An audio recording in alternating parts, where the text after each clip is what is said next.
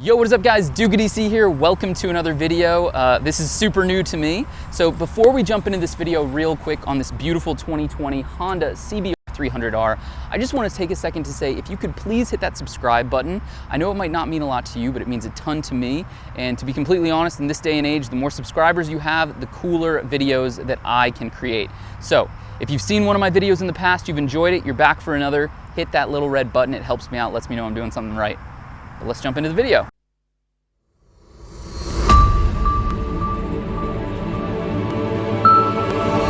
All right, guys, so without further ado, this is the 2020 Honda CB300R. I cannot believe that I'm saying 2020 already. I'm gonna walk around the bike. We're gonna talk about a few different things. This is something that I've been super excited to review. But before we start, I have to thank my boys here at DFW Honda. Please hit up my man Justin. They're gonna be linked in the description down below. He has been amazing. All three bikes are set up and ready to go. He's given me a great route to take these things on, and he is a true motorcycle enthusiast just like me, just like you guys. The other thing is, as always, this video is brought to you by Rollick. Rollick is a company connecting consumers like you and me to a network of certified dealers like DFW Honda to provide the most transparent buying experience when it comes to ATVs, side-by-sides, RVs, and of course motorcycles. Yay! All right, so let's jump into this. What are we looking at here? So most importantly, we are looking at a $4,949 starting MSRP on this gorgeous 300cc entry-level motorcycle. Now, I know a lot of you guys hate when I call these things beginner bikes, but let's be honest, this is an entry level, it's a low displacement, has a 286cc single cylinder engine. Some of the features, let's jump into right off the bat.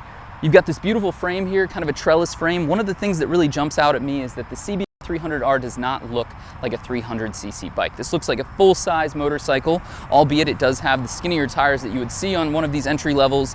It's got a two-seater here. We've got room for the pillion, a beautiful digital display up front that we'll show you in a second here. All the switches that you have grown to love. Showa forks, non-adjustable, but still pretty amazing trick suspension for an entry level. We've got preload adjustment suspension in the rear. This model comes with ABS, anti-lock brake system, Nissan calibers, front and rear. You've got this, you know, beginner-ish exhaust.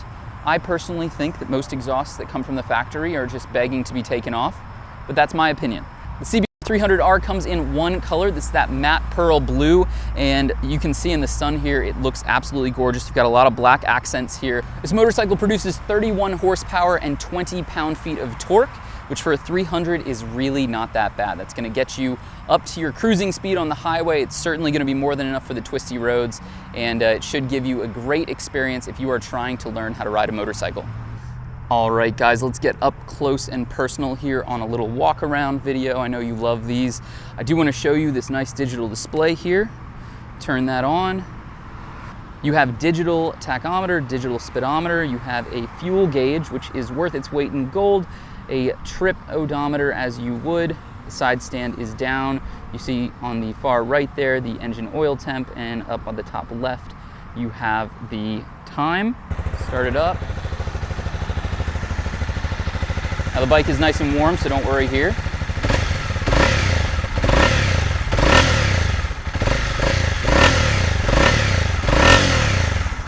Sounds really throaty, which is awesome.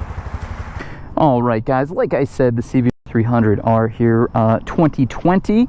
Cannot believe it is almost 2020. 5 months, and we're entering a new decade, the roaring 20s. I'm out here, of course, in Dallas-Fort Worth Honda, DFW Honda. Please hit up my man Justin. He is the cat's bandanas. Like always, in this great state of Texas, it's 3 billion degrees. So you'll have to excuse the fact that I'm suffering from dementia related directly to heat stroke. Heat stroke related dementia? Is that a thing?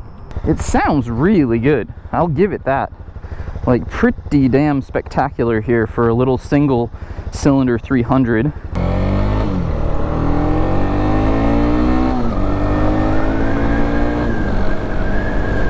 Oh, this feels really good. Oh my goodness. Okay, the only thing that I'm going to continue to not like about these Hondas is that they have put their turn signals in the wrong location. Otherwise, this is going to be a fun one, I can tell. You do not have a gear indicator here. You can see this red line's at about 10,500, which is very, very cool. All right, so let's talk about the Honda CB300R. So first and foremost, is it comfortable? Yes, it's comfortable as sin. It is more comfortable than any other 300 I think I've ridden in recent history, and that's because it has a more standard upright riding position, which you guys will have known from years of me owning standard super naked motorcycles. It is my preferred riding position. I think that this is a much more longevitous position. I will say first and foremost that on the highway you are most certainly going to feel some wind buffeting around your chest, upper shoulders, and of course your helmet. There is basically no wind protection on the front here. The digital display does deflect some, but it's not enough to make that notable of a difference. The other thing right off the bat, the power delivery, the smoothness. I know we're not going very fast, I know we're not pushing it in corners or anything like that, but it feels good, it feels connected. The Showa forks in the front, I mean, this is a luxury suspension system in an entry-level bike at an entry-level price. I don't know if you can beat that. We're talking sub $5,000 here. Now I know just barely, but still, this is huge. Motorcycle brands are starting to step up their entry-level motorcycles, and I like it a lot.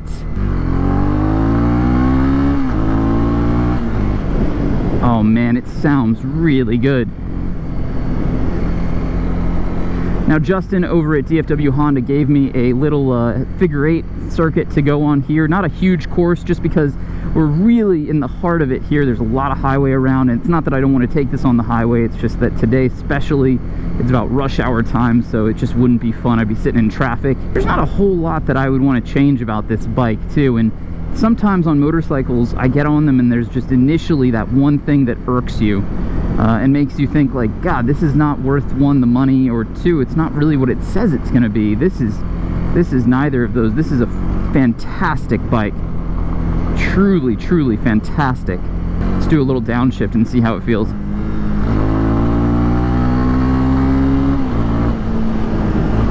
Really good, really peppy. I'm probably at 75% throttle there. Here's 100. Wow, you could get yourself in a little bit of trouble on this, which is something to say for a 300, but woof. Now, a lot of people are probably wondering, Duke, you've ridden a lot of 300s, you've ridden a lot of 4s, you know, a lot of entry-level bikes. Where does this stand? How does this compete to the Ninja 400? How does this compete even to the Hondas that are the more super sport-oriented entry-level bikes? And I can say without a shadow of a doubt, this might be my favorite. First and foremost, if you're comparing this to something like an RC 390, which I know I haven't ridden on the channel or in real life, I don't know why I said it like that, then you're probably looking at the difference between this beautiful, super reliable Honda and a hyper unreliable KTM, of which I've owned. Oh, it's got a shift light. No way, that's so cool. I did not know that. I like this a lot. It is more than powerful enough. I feel no issues here. You know, we're cruising, let's get up to 60. We're cruising at 60, right? Totally fine. Feels like it has a ton left in the tank. I don't feel like I'm underpowered, nothing. This is a really impressive bike, and it all comes with Honda reliability, Honda warranty, comes with, you know, 300cc efficiencies. So it's going to be cheaper to buy, cheaper to insure, cheaper to run, cheaper to fix if anything broke. This is so comfortable. Oh my God. Distance from my chest to the arms is perfect. There's a bit of a bend in my knee. Again, 5'9", 30-inch inseam. If you are 1, taller than me, 2, heavier than my 195-pound frame, then you are going to probably feel a little bit squished on this. You might feel a little underpowered. With these motorcycles that have, you know, 30-ish horsepower or less, it actually matters quite a significant amount how big the rider is.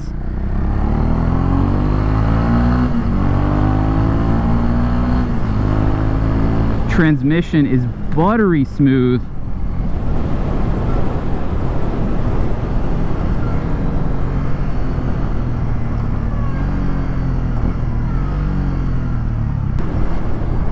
Wow, this is so smooth. I mean, I'm in a gear that I don't need to be in, much higher than necessary, and it just kind of tuts along as smooth as it can be. Downshifts are fantastic. Throttle response is actually much more in tune with what you would find on a more, you know, sporty displaced motorcycle. It allows you to do but blipping downshifts. It's so beautifully balanced too. My God. Suspension feel is really sporty. It's certainly not too firm. I feel that it's comfort oriented, but like comfort sport plus, if that makes sense. It's certainly not comfort only. It's certainly not a sporty setup.